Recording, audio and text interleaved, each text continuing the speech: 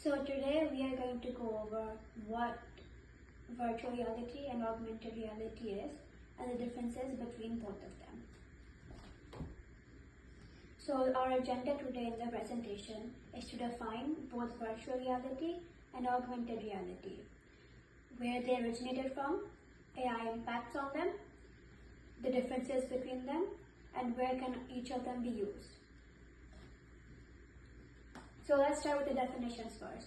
Augmented reality is an experience where you overlap both digital experiences into the real world. So they enhance your experience of the real world by feeding you extra digital information. However, VR, virtual reality, is an experience where you fully get immersed into a digital world. You cannot see any of your physical surroundings, your real surroundings. You only see a completely new and fake digital world. So those are the main definitions and main points of both virtual and augmented reality. So we'll talk about the origin and AI impacts now. Virtual and augmented reality both were originated in the early 1900s, with developments first being recorded in 1830. The first known VR system was developed by Morton Hailing in 1962. Now we'll move on to the AI impacts. AI plays a very heavy role in both augmented reality and virtual reality. So we'll start with augmented reality first. In augmented reality, AI plays a heavy factor with computer vision, machine learning, spatial mapping, and data analysis.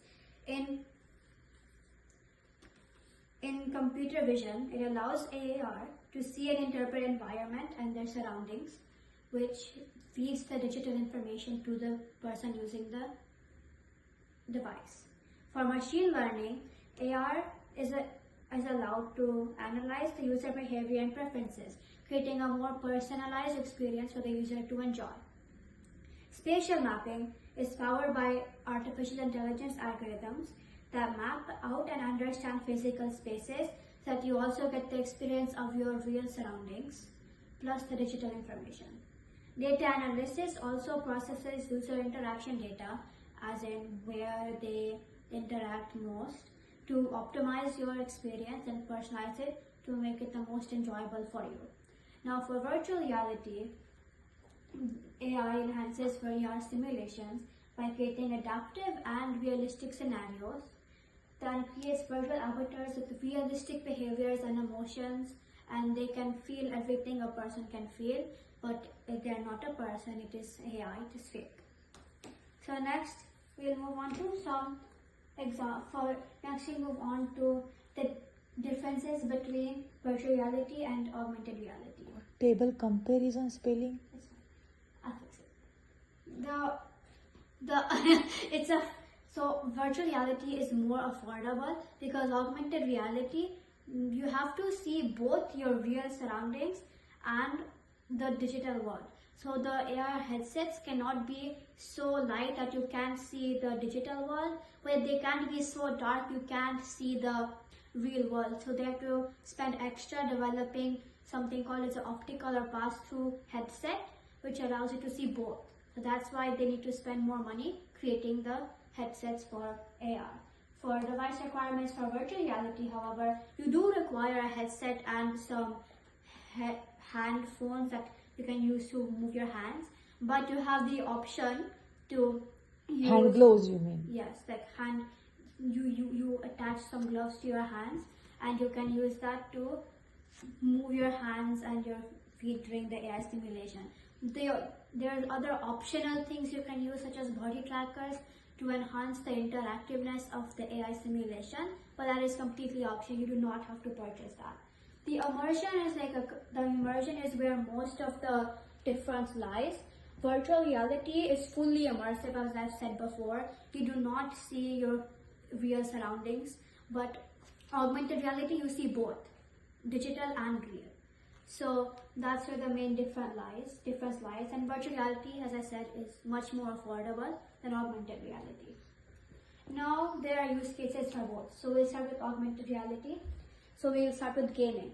Pokemon Go is an example of augmented reality, which is a bit personal because me and my dad both love to play Pokemon Go. An example of it is to when you're feeding your buddy on Pokemon Go, you can feed them with a berry, and if you point it at an empty space such as that over there, the buddy comes up and you can feed the berry to him and play with it or whatever.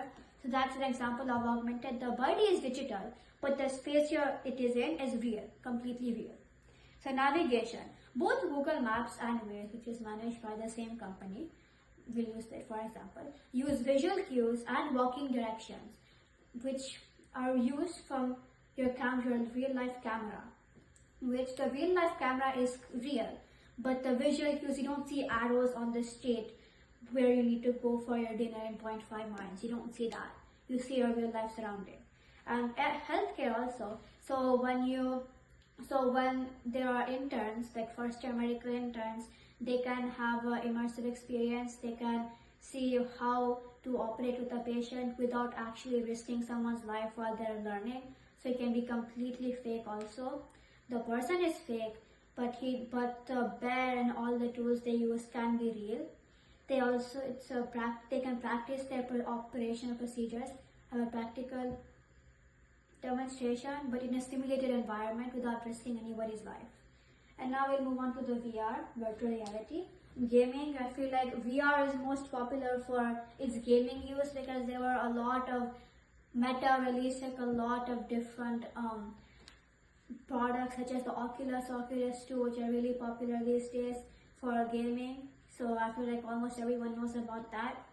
Virtual tours are like, so let's say you want to see how does a campus look, or you want to see how does a mountain look in a different country. You don't want to just go, if you want to see a preview of the country before you go there, you can go to a virtual reality tour and see how it looks before going there. It's much more cost effective because you don't want to go to a country and say, oh my god, why did I come here? It's a waste of my money. You can see the photo on Google, right? Yeah, but you can't interact with Google virtually. For virtual tour, you can actually move around, like look at the different areas and the directions and all of that. You can't do that in pictures in Google. So virtual tours are much more cost effective, and if you do like the place, you can decide to go. Okay. And then engineering and design, which might be a bit of a surprise, but there are like some VR games which allow you to like design a prototype and instead of implementing it while spending your own money, and it might be not cost effective for you because if you keep failing in the prototyping stage and you can't implement it correctly, it might cost you a lot of money to keep buying those parts over and over again. But in VR, you can just say, oh my god, wait, how is this going to work? Will this work? Will this work? You can try this out. And you're not actually paying money for the different parts. You just can use the VR for that. And that is the end of my presentation. Thank you so much.